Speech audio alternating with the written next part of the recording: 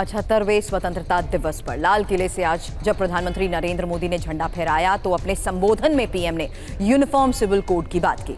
लेकिन बड़ी खबर है कि पीएम ने पहली बार सेक्युलर सिविल कोड शब्द का इस्तेमाल किया है और पीएम ने कहा कि मौजूदा सिविल कोड सांप्रदायिक सिविल कोड है। देश को सेक्युलर सिविल कोड की तरफ जाना होगा। यूनिफॉर्म सिविल कोड पर व्यापक चर्चा हो। यूनिफॉर्म सिविल कोड संविधान निर्माताओं का सपना था।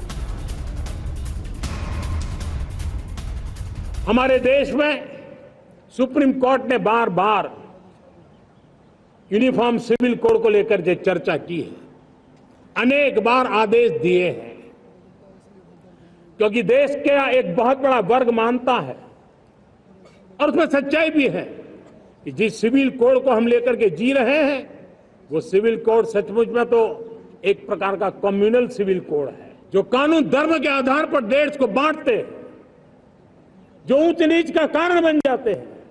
ऐसे कानूनों को आधुनिक समाज में कोई स्थान नहीं हो सकता है। और इसलिए मैं तो कहूंगा, अब समय की मांग है कि देश में एक सेकुलर सिविल कोड हो।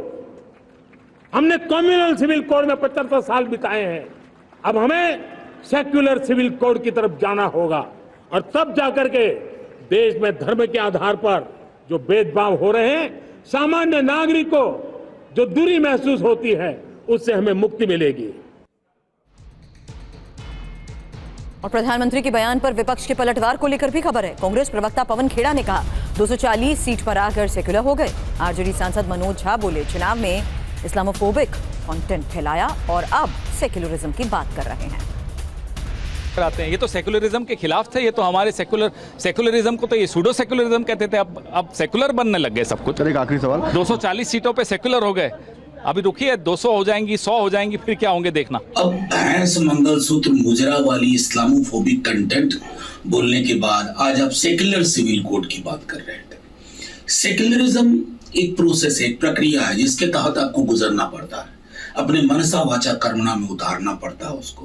प्रधानमंत्री जी न जाने क्यों जब उम्मीद होती है आपसे कि आप संकुचित विचार को त्याग करके विशाल हृदय से निर्णय लेंगे, बोलेंगे, आप चूक जाते हैं।